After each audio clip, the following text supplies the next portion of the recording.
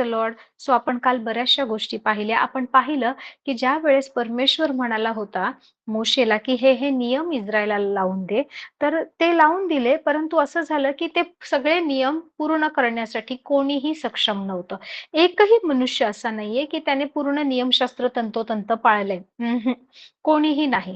जसं बायबल सांगतं, की तुम्ही सगळं नियमशास्त्र पाळलं, परंतु एखादी छोटीशी आज्ञा जरी नाही का तुमच्याने नाही पाळली गेली, एखादी आज्ञा जरी मोडली, तर तुम्ही संपूर्ण नियमशास्त्र मोडल्यासारखं किंवा नियमशास्त्र तुम्ही पाळत नाहीये, अशा प्रकारे आहे.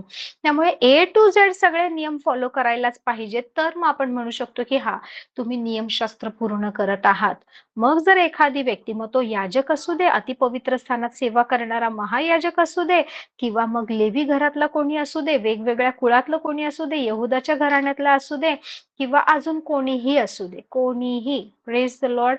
सगळ्यांना हा नियम आहे. इस्रायल राष्ट्राला हा नियम लावून दिलाय. त्यांना हा नियम फॉलोच करायचा आहे.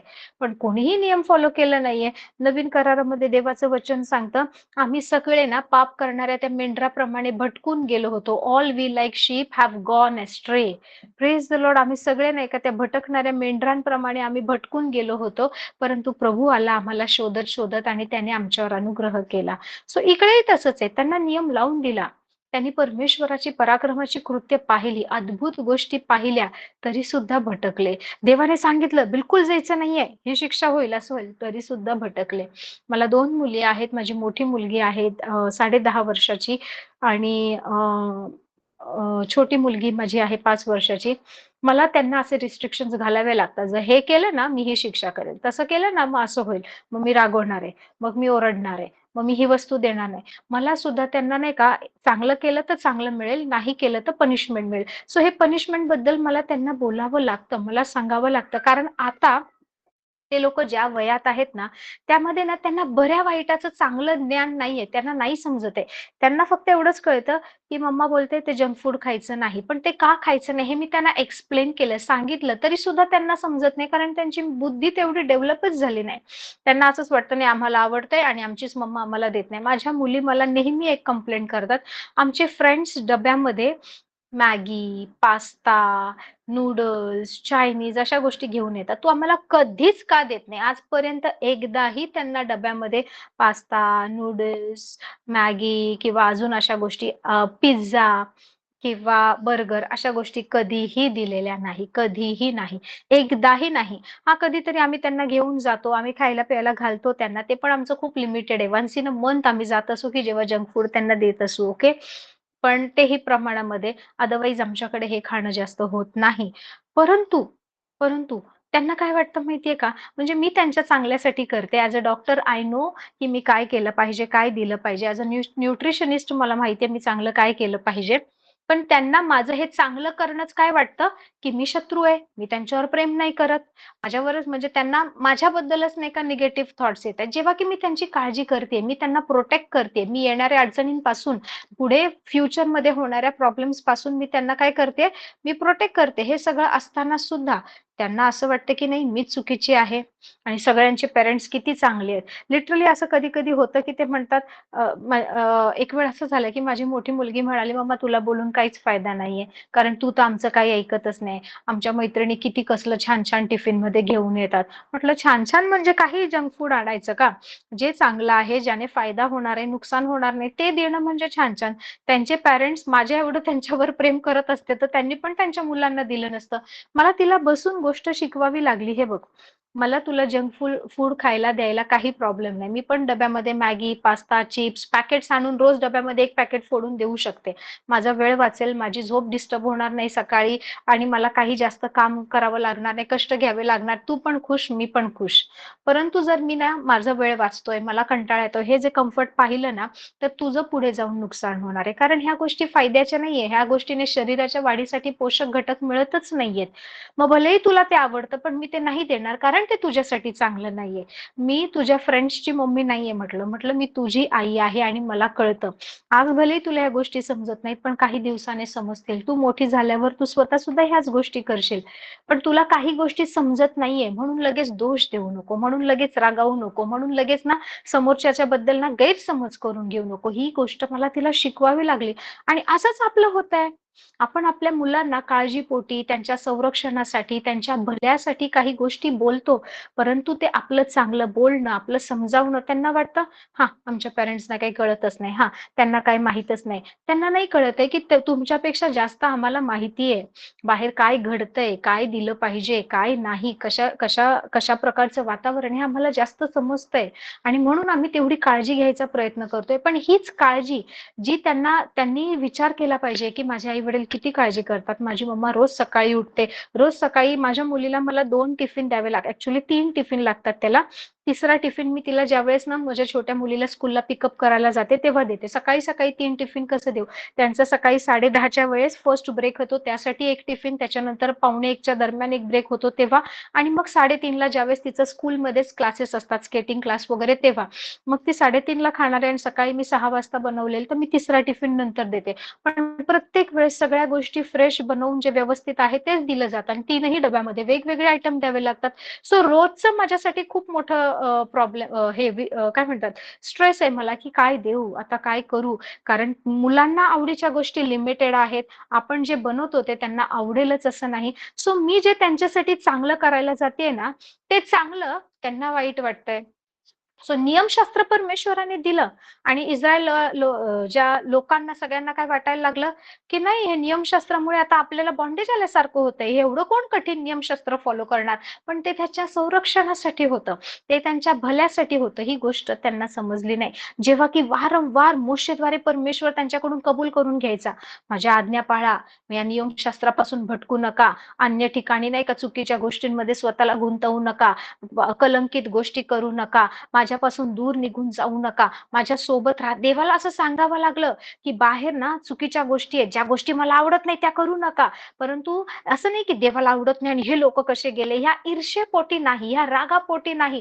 तर परमेश्वर का असं सांगायचा, की अन्य दैवतांच्या नादाला लागू नका, चुकीच्या लोकांच्या नादाला लागू नका, परराष्ट्रीयांच्या नादाला लागू नका, त्यांच्यासारख्या चुकीच्या गोष्टी करू नका, हे व्यसन करू नका, हे पाप करू नका. प्रभू का बोलायचं माहिती की त्याला माहितीये ज्यावेळेस एक त्याचं आवडतं लेकरू ही गोष्ट करतंय, तर तो व्यक्ती त्याच्या आयुष्यावर बॉन्डेजेस आणतोय. तो त्याच्या नाशाकडे वळतोय.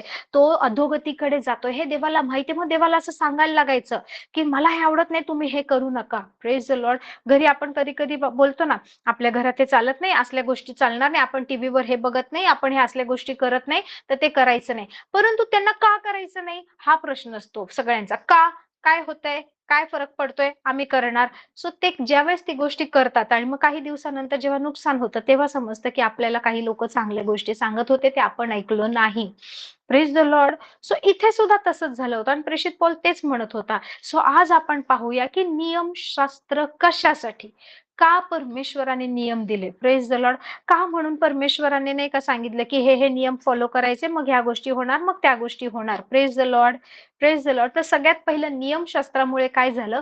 पाप संजीवित झालं किंवा पाप जिवंत झालं. Praise the Lord. हे आपण काल खूप डिटेलमध्ये पाहिलेलं आहे. सो जोपर्यंत आज्ञा नव्हती की खून करू नको. ओके. खून करणं चुकीचंच आहे. पण जोपर्यंत नियम नव्हता की खून करू नको, तोपर्यंत जर कोणी खून जरी केला, तरी त्या व्यक्तीला त्या खुनाची विशेष काही शिक्षा होत नव्हती. का माहिती? कारण खून करू नये असं कुठे लिहिलेलंच नव्हतं. Praise the Lord. पण जेव्हा नियम आला, की तू खून करू नको, तू व्यभिचार करू नको, आपल्या शेजाऱ्याविरुद्ध खोटी साक्ष देऊ नको. मग त्याच्यानंतर एखादी व्यक्ती खून करताना पकडली गेली, की मग दंड वसूल करणार. मग शिक्षा होणार. Praise the Lord. Praise the Lord. So काय झालं? ज्यावेळेस नियम आला, नियम आल्याने काय झालं? पाप जिवंत झालं. पापाला एक लीगल ग्राउंड मिळाला. एक नाही का हक्काची जमीन मिळाली, की हे केलंय, आता मी तर बदला घेणार. ओके. सो नियमशास्त्राने काय केलं? सगळ्यात पहिलं पाप जिवंत झालं. दुसरी गोष्ट law of God exposed sin. Okay. परमेश्वराच्या नियमाने पापाला ना दर्शविलं. पाप उघड करून दाखवलं. Praise the Lord. आधीही लोकं कपटीपणा करायचे. आधीही लोकं खोटं बोलत होते. आधीही लोकं व्यभिचार करत होते. परंतु कोणाला ह्या गोष्टींबद्दल काही वाटत नव्हतं. पहा, व्यभिचार हा आधीपासून चालत आलेला आहे.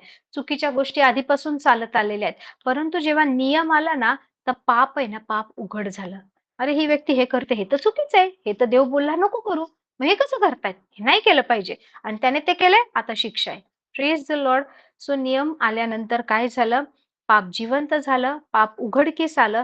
त्याच्यानंतर काय झालं? अवेकनिंग ऑफ सिन म्हणजे पापाप्रती जागृती झाली लोकांमध्ये. Praise the Lord. लहान मुलाला तुम्ही सांगा, की घरामध्ये ना फ्रिजमध्ये आईस्क्रीम ठेवला आहे, खाऊ नको. मी आल्यावर मी सगळ्यांना देईल आणि तुम्ही बाहेर गेले, की ते लहान मूल जाणार. म्हणजे अक्षरशः अगदी रांगणारं बाळ जरी असेल ना आणि त्याला नाही का एखादी गोष्ट खायला आवडली, गोड असेल, साखर असेल किंवा काय, तर ते बाळ कोणाची परमिशन घेत नाही. तुम्ही किती त्याला सांगा, "नो, नो" रागवायचा प्रयत्न करा. तुमची नजर इकडे-तिकडे झाली, की ते गपचूप काहीतरी तोंडात टाकणारच टाकणार. सो पाप करण्याबद्दल शिकवावं लागत नाही. जी गोष्ट करू नको म्हटलंय, तीच गोष्ट करण्यामध्ये जास्त मजा येते. जास्त इंटरेस्ट त्यामध्येच वाटतो. Praise the Lord. सो ह्यामुळे काय झालं माहितीये का? पापाबद्दलची जाणीव, पापाबद्दल जागृती आली, की हे करू नको देव म्हटलाय. पण देव का बरं बोललाय? परमेश्वर म्हणाला, "बागेतल्या त्या झाडाचं फळ खाऊ नको" आणि सैतानाला म्हणाले, "अरे देवासारखं बनशील, खाशील तर." हव्वेला म्हणाला ना आणि ती म्हणाली, "खरंच रे, काय होणार आहे? ते फळ किती दिसायला सुंदर आहे." बायबल सांगतं, ते सुंदर, मनोहर मनाला भावणारं असं आणि मला हुशार करायसाठी पण नाही का सक्षम आहे. म्हणजे देवाच्या वचनावरून आता तिचा फोकस त्या फळावर गेला आणि बायबल सांगतं, की मला ज्ञान देण्यासाठी इष्ट आहे. ज्ञान देण्यासाठी मला चांगलं सुज्ञानी बनवण्यासाठी ते फळ योग्य आहे. तर आता वचनापेक्षा ते फळ खाण्याची अभिलाषा तिच्यामध्ये आली. तिने ते तोडलं आणि खाल्लं. Praise the Lord, praise the Lord. काय झालं? परमेश्वर बोलला होता तेच झालं. सगळ्या गोष्टी विध्वंस झाल्या. सगळ्या गोष्टी जशा व्हायला पाहिजे होत्या तशा झाल्या नाही. Praise the Lord. सो आता काय झालं? Awakening of sin or provocation of sin आपण बोलू शकतो. म्हणजे पापाबद्दल जाणीव, जागृती पण झाली आणि पाप करण्यासाठी नाही का लोकांमध्ये धडपड पण झाली. मला ते करून बघायचंय, मला ते खाऊन बघायचंय. का प्रभू बोलतो व्यभिचार करू नको? पण झालं तर काय? सो जी गोष्ट करू नये बोलण्यात आली होती ना, तीच गोष्ट करण्यासाठी लोकं प्रवृत्त झाले. Praise the Lord. त्याच्यानंतर काय झालं नियम आल्याद्वारे transition from dead to alive that is sin revives म्हणजे पहिलंही पाप होतं परंतु ते पाप जिवंतच नव्हतं मेल्यासारखंच होतं कारण पापाला खतपाणीच मिळत नव्हतं पाप करणारे लोक नव्हते किंवा हे पाप आहे हे त्यांना माहीतच नव्हतं त्यामुळे लोक सगळे चांगले जीवन जगायचे व्यवस्थित राहायचे कुठली त्यांची गोष्ट ही पाप म्हणून कन्सिडर केली जायची नाही पण आता त्यांचं ते वागणं ज्यावेळेस पाप आहे असं सांगितलं त्यावेळेस काय झालं transition from dead to sin जसं आपण पाहिलं रोमकरास पत्र 7:9 मध्ये की बायबल सांगतं की नियमशास्त्र आलं आणि पाप संजीवित झालं ओके पाप संजीवित झालं आता पापाला ग्राउंड मिळालं जर आता कोणी ही गोष्ट केली तर त्या व्यक्तीमध्ये मी काम करणार समजा पाप ओके पाप समजा एक व्यक्ती आहे किंवा समजा पाप एक दुरात्मा आहे आणि तुम्ही काय करताय कधीच खोटं बोलत नाहीये, चांगलं वागताय आणि एखादी व्यक्ती नाही का, जी चांगलं वागतेय, परमेश्वराचे आज्ञा नियम पाळतेय आणि असं होतंय की ती व्यक्ती चुकून कोणाचा तरी खून करतेय आणि व्यक्ती लपवून ठेवते, मान्य करत नाही, खोटं बोलते, दुसऱ्यावर आळ टाकते किंवा चोरी करते, काहीतरी करते. आता हे जे इतके दिवस ज्या पापाची त्या माणसावर अथॉरिटी नव्हती, ओके? त्या पापाची तुमच्यावर सत्ता नव्हती, ते तुमच्यावर वर्चस्व गाजवू शकत नव्हतं. हे पाप तुम्हाला रोखू शकत नव्हतं. ते नियमशास्त्र आल्यावर ते पाप काय झालं माहिती? आता हे पाप तुमच्यावर अधिकार गाजवायला लागला. आता तुमचा आवाज नाही निघत आहे. आता पाप म्हणतोय ह्या ह्या व्यक्तीने केलंय. ही व्यक्ती खोटं बोलली आता हे खोटं बोलण्याचे दुष्परिणाम मिळणार. आमच्यासाठी आता दरवाजा उघडलाय. आता तो दुरात्मा त्या व्यक्तीवर लीगली काम करतोय. का? कारण त्या व्यक्तीने खोटं बोललंय, व्यभिचार केलाय, त्या व्यक्तीने चोरी केली आहे, खून केला आहे. Praise the Lord. आई-वडिलांचा अपमान केला आहे, मानत नाहीये. Praise the Lord, praise the Lord. So ज्यावेळेस ही कृती केली गेली, हा जो दुरात्मा किंवा हे जे पाप आहे ते काय झालं? ते पाप आहे ना, मेलेलं होतं. त्याच्यामध्ये काहीच ताकद नव्हती. जसं एखादं मेलेलं शरीर असतं. सगळं दिसायला बाहेरून सेम मनुष्य डोक्यापासून केसापासून पायाच्या नखापर्यंत परिपूर्ण शरीर, सगळे अवयव, सगळं सगळं काही आहे. परंतु ती व्यक्ती मेलेली आहे म्हणून ती डेड बॉडी म्हणतात. त्याला कोणी नाही का नावाने पण हाक मारत नाही. एखादी व्यक्ती मेली तर कोण म्हणत नाहीये, की नाही का जे पण काही नाव असेल त्या नावाने कोणी बोलणार नाही. लोकं म्हणणार ते डेड बॉडी आहे किंवा नाही का ते मेलेलं शरीर आहे असंच बोलतात. कारण जी व्यक्ती मेली आहे तिला नावाने संबोधलं जात नाही. Praise the Lord. It becomes dead body. So पाप कसं काय होतं, एक डेड बॉडी होतं. जोपर्यंत नाही का तुम्ही त्या गोष्टीसाठी दरवाजे उघडत नव्हते तोपर्यंत हे पाप काय होतं, काही लाईफ नाही, पापामध्ये काहीच ताकद नव्हती. होतं तिकडे, हे करणं चुकीचं माहितीये, पण ते लोकांच्या जीवनावर अधिकार करू शकत नव्हते. It was a dead body. एक मृत गोष्ट होती ती. परंतु पाप नियमशास्त्र आल्यावर काय झालं, जिवंत झालं, संजीवित झालं. अरे आम्ही आता ह्या व्यक्तीला सोडणार नाही, ह्या व्यक्तीने आमची कृत्य केलीत, आम्ही ह्या व्यक्तीला आता सोडणार नाही. सो सिन, पाप काय आहे, संजीवित झालं. Praise the Lord. नंतर नियमशास्त्र आल्याने काय झालं, नियमशास्त्र, okay, because of the law, okay, the law came to convince of sin, that human nature cannot satisfy God's righteousness on its own. Hallelujah. जेव्हा हे सगळे नियम लावून दिले की आता मी तुम्हाला त्या गुलामगिरीतून बाहेर काढले, मी यहोवा परमेश्वर आहे, मी माझ्या भुज प्रतापाने, माझ्या बलशाली बाहूने तुम्हाला त्या दास्यगृहातून सोडलं आहे. 430 वर्षाच्या गुलामगिरीतून तुम्ही बाहेर पडला आहात. मी तुम्हाला स्वतंत्र जमीन देत आहे. आता तुम्ही एक इस्रायल राष्ट्र म्हणून ओळखले जाणार. हे तुमच्या राज्याचे नियम असणार. हे सण तुम्ही फॉलो करायचे, हे विधी तुम्ही पाळायचे, हे अशा प्रकारे तुम्ही मंदिराची स्थापना करायची, अशा प्रकारे याजकांनी काम करायचं, अशा प्रकारे वाद्य वाजवणाऱ्यांनी काम करायचं, अशा प्रकारे कपडे शिवणाऱ्यांनी काम करायचं, मंदिराचे पडदे शिवणाऱ्यांनी काम करायचं, अशा प्रकारे मेंढपाळांनी काम करायचं, अशा प्रकारे पहाडीवरची लोक असणार, खोऱ्यातली लोक असणार. सगळे नियम, लग्नाचे, विवाहाचे, जन्माचे, मृत्यूचे सगळे नियम लावून दिले आणि प्रभू म्हणाला आता हे तुम्हाला फॉलो करायचे, ह्या सगळ्या गोष्टी तुम्हाला काटेकोरपणे पाळायच्या आहेत. ज्यावेळेस हे नियम दिले गेले तेव्हा सगळ्यांना, अक्षरशः सगळ्यांना, यहोशवापासून, अहरोन पासून, इस्रायलातल्या छोट्यातल्या छोट्या व्यक्तीला सुद्धा समजलं, छोट्यातल्या छोट्या वयात असणाऱ्या माणसाला सुद्धा, लहान वयात असलेल्या लोकांना सुद्धा समजलं की पाप काय आहे माहिती, पापाने आम्हाला जाणीव करून दिली.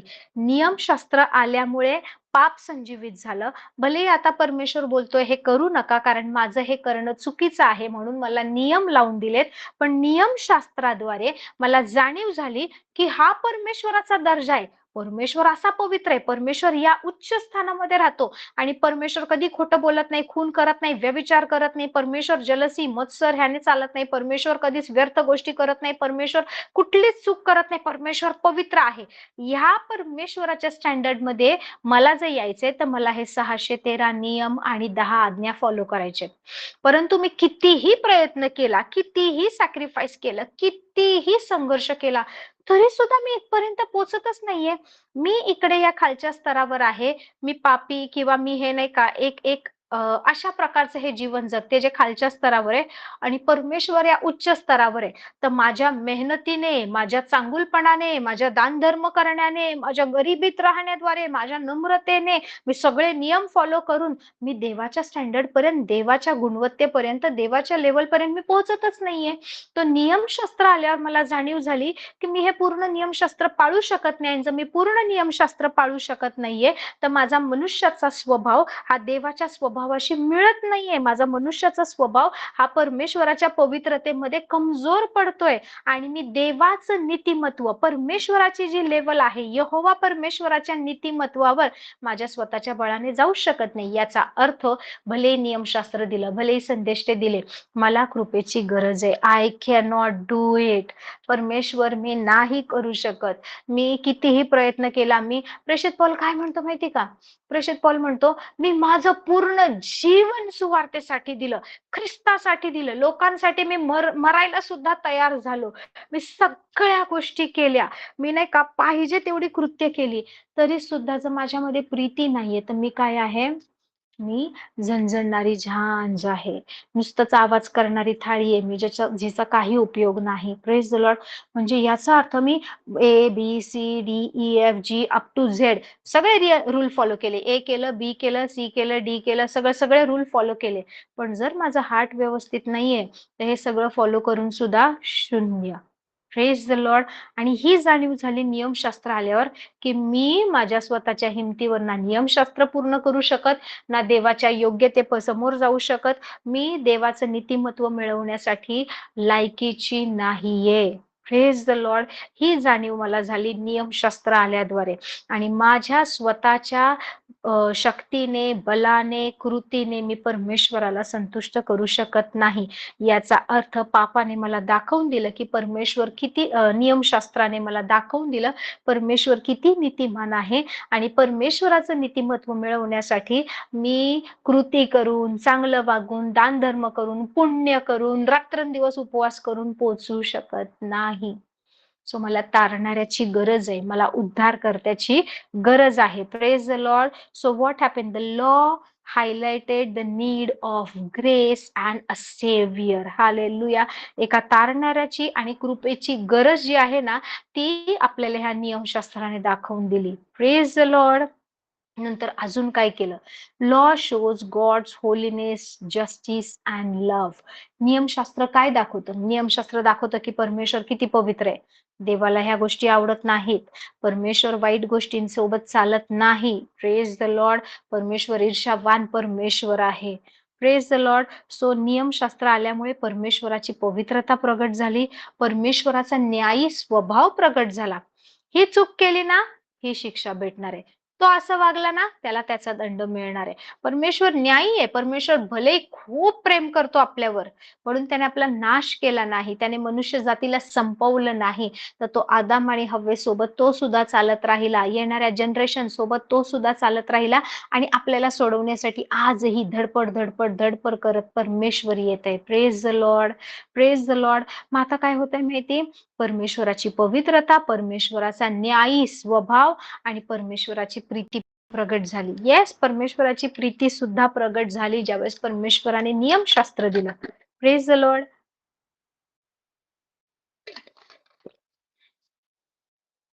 The law set apart Israel from other nations. ज्यावेळेस हा नियम आला, इस्रायलाला परमेश्वराने पृथ्वीवरच्या सगळ्या इतर राष्ट्रांपासून वेगळं केलं. Praise the Lord. इस्रायलाची राष्ट्र म्हणून स्थापना झाली. इस्रायलाला स्वतःची ओळख मिळाली. इस्रायल एक राष्ट्र म्हणून परमेश्वराने घोषित केलं. Praise the Lord. पृथ्वीवरची लोक मानून मोशेद्वारे ज्यावेळेस लोकांना बाहेर काढलं तेव्हाच म्हणाला, इस्रायल एक राष्ट्र आहे, माझा ज्येष्ठ पुत्र आहे. आणि इस्रायलाला परमेश्वराने इतर सगळ्या राष्ट्रांपासून वेगळं केलं. Praise the Lord. Praise the Lord. मग आता हे तर झालं परमेश्वराने नियम का दिले. Praise the Lord. I hope तुम्ही नोट्स लिहिताय, पॉइंटर्स तरी लिहून काढा. Praise the Lord. नियम का दिले? पण मग नियम जर मोडला तर काय करायचं हे पण सांगितलं. Praise the Lord. एखादा नियम जर मोडला, एखादी व्यक्ती जर कुठली गोष्ट पूर्ण करत नाहीये, समजा परमेश्वर बोललाय खोटं बोलू नको आणि ती व्यक्ती खोटं बोलतेय, किंवा परमेश्वर जर म्हणाला आहे की आपल्या शेजाऱ्याविरुद्ध खोटी साक्ष देऊ नको, कोणीतरी पैशासाठी, जमिनीसाठी, कसल्या तरी गोष्टीच्या आहारी जाऊन खोटी साक्ष दिली, याचा अर्थ नियम मोडलाय. मग त्याची शिक्षा तर होणार. जर तुम्ही लेविटिकस लेवीय याचा 20वा अध्याय पाहिला ना, तर त्याच्यामध्ये तुम्हाला कळेल आज्ञाभंगामुळे होणारी शिक्षा. म्हणजे जर तुम्ही एखादा नियम मोडताय तर त्याची शिक्षा काय, दुष्परिणाम काय, हे पण दिलंय. अनुवाद मध्ये तर ह्याचं खूप सुंदर वर्णन केलेलं आहे. Praise Lord. आय गेस अनुवाद 28 जर पाहिलं ना तुम्ही, त्याच्यामध्ये दिलंय की आज्ञाधारकपणामुळे मिळणारे आशीर्वाद. की जर तुम्ही परमेश्वराने सांगितलेल्या गोष्टी फॉलो करताय तर तुम्हाला काय ब्लेसिंग्स मिळणार. सो तुम्हाला सांगू, अनुवाद 28चं वचन 1 पासून वचन 14, म्हणजे 14 वचनांमध्ये आशीर्वाद काय आहेत हे लिहून दिलेलं आहे. बघा, तुमचं बायबल उघडून पहा. अनुवाद 28 याच 28वा अध्याय याचं पहिली 14 वचन काय, आशीर्वाद काय ते सांगण्याबद्दल लिहिली आहे. की हे केलं तर जसं की परमेश्वर म्हणतो, मी तुला उंच करेन, सर्व राष्ट्रांपेक्षा उंच करेल. तू आपल्या परमेश्वराची वाणी ऐकशील तर सर्व आशीर्वाद तुझ्याकडे धावत येतील. तू नगरात आशीर्वादित होशील, शेतीवाडीत आशीर्वादित होतील, तुझ्या पोटचं फळ, तुझ्या भूमीचा उपज, तुझी खिल्लारे, गुरेढोरे, मेंढरे, शेरडे ह्यांचे वत्स आशीर्वादित होतील. तुझी टोपली आणि परात आशीर्वादित होईल. तू आत येशील तेव्हा आशीर्वादित, बाहेर जाशील तेव्हा आशीर्वादित. तुझे शत्रू तुझ्यावर चढाई करून आले तरी ते मार खातील, ते हरतील. कोणी तुझ्यावर एक वाटेने चालून आला ना तर तुझ्या समोरून 7 वाटेने पळून जाईल. तुझ्या धान्याच्या कोठारांना तू हात घालशील त्या प्रत्येक कामाला परमेश्वर बरकत देईल. व असे नाही का बरेचसे आशीर्वाद. पहिल्या अनुवाद 28 याच्या पहिल्या 14 वचनामध्ये लिहिलेलं आहे. परंतु 15व्या वचनापासून जर तुम्ही पाहिलं, अनुवाद 15 पासून 68 वचनपर्यंत, 15 ते 68, त्याच्यामध्ये जर पाहाल ना, तर आज्ञाभंगाचे परिणाम काय आहेत? आज्ञा जर मोडताय तुम्ही, तुम्ही जर नियम पाळत नाहीये, तर मग त्याचे परिणाम काय होणार ते लिहिले. म्हणजे शिक्षा काय आहे ना, 14 वचनांमध्ये आशीर्वाद आहे, परंतु 15 पासून 68 पर्यंत, ओके, शिक्षा काय हे लिहिलेलं आहे. Can you imagine? Can you imagine? Praise the Lord, praise the Lord. पहा 15वं वचन काय सांगतं, तू आपला देव परमेश्वर ह्याची वाणी ऐकली नाही आणि त्याच्या ज्या सर्व आज्ञा व विधी पाळायला मी तुला आज सांगत आहे, त्या तू काळजीपूर्वक पाळल्या नाहीत, तर पुढील सर्व श्राप तुझ्या मागे येऊन तुला गाठतील. गाठणं म्हणजे काय? गाठणं म्हणजे नाही का, तुम्ही चालताय, तुम्ही पळताय, परंतु तुमच्यापेक्षा जास्त स्पीडने कोणीतरी येते, कोणीतरी मागून येते आणि तुम्हाला घेरते आणि तुम्हाला पकडते आणि तुम्हाला पुढे जाऊ देत नाही. गाठणं म्हणजे धरणं, एखाद्या व्यक्तीला नाही का धरणं आणि नाही का कोठडीत घेणं किंवा आपल्या ताब्यात घेणं. देवाचं वचन सांगतं, जर तुम्ही नाही का देवाचे हे आज्ञा, नियम फॉलो करत नाहीये, परमेश्वर म्हणतो मग ह्या सगळ्या गोष्टी, हे जे श्राप आहेत ना, तुम्हाला चेज करणार. All the curses will chase you. तुमच्या मागे मागे येतील आणि तुम्हाला गाठतील. तुम्ही किती पळायचा प्रयत्न करा, पळू शकणार नाही. तुम्ही निसटणार नाही. Praise the Lord. तू नगरात आशीर्वादित होशील, तू शेतीवाडीत आशीर्वादित होशील, तुझी टोपली परात नाही का, सॉरी, श्रापित होशील. तू नगरात श्रापित होशील, तू शेतीवाडीत श्रापित होशील, तुझी टोपली परात श्रापित होईल. तुझ्या पोटचं फळ, गुरांचं फळ, जनावरांचं वत्स्य, हे सगळे शापित होतील, ते मरतील. आणि तू जे पण काम करशील ते काम बरकती येणार नाही. तुझं काम फेल होणार. तू हा बिझनेस करशील, तो बिझनेस फेल होईल. दुसरा बिझनेस करशील, तो फेल होईल. तू कुठे नोकरी करायला जाशील, कोण तुला नोकरीवर घेणार नाही. 2-4 दिवसांनी सगळे म्हणतील तू इकडून नका काम करू. आणि नाही का जिथे जिथे तू जाशील, तुझ्यामुळे नाही का लोक म्हणतात ना, पनवती लागलीये, वाट लागलीये, साडेसाती मागे लागलीये. ह्या सगळ्या गोष्टी, प्रेज द लॉर्ड. लोक भलेही कुठल्याही शब्दामध्ये बोलत असेल, पण इकडे परमेश्वर म्हणतोय, आज्ञा नाही फॉलो केलं तर हे होईल सगळं.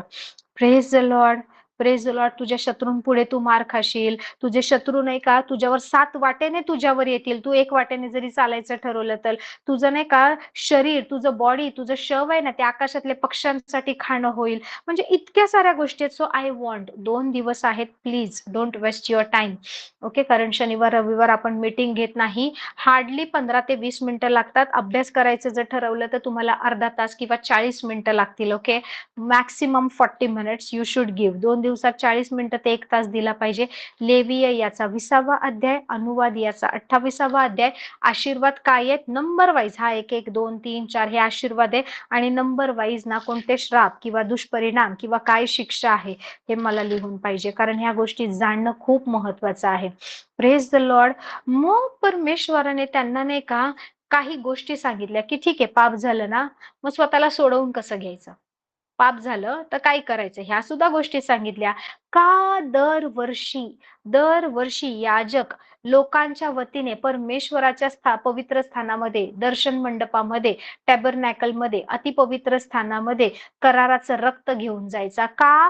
त्यावेळेस लोकांना कंटिन्युअसली दरवर्षी, माझ्याकडून या वर्षभरात हे पाप झालं, माझ्या आईकडून हे झालं, माझ्या वडिलांकडून हे झालं, प्रत्येकाच्या नावाने ते अर्पण, मग ते शव, पक्षी जे काही असेल ते घेऊन जायला लागायचं. का? ते पशु असेल किंवा काहीही, ते ते अर्पण, की प्रभू मी हे सगळे, ज्या वेळेस ते लोक एखाद्या प्राण्याचा बळी द्यायचे किंवा ते ज्या वेळेस नाही का वेदीवर अर्पिलं जायचं, तर त्याचा अर्थ काय, मी व्यभिचार केलाय, मी खोटं बोलले आहे, मी माझ्या आई वडिलांची काळजी घेतली नाही, मी देवाचं नाव व्यर्थ घेतलं, मी चोरी केली आहे, मी व्यभिचार केला आणि मी खून केला आहे, किंवा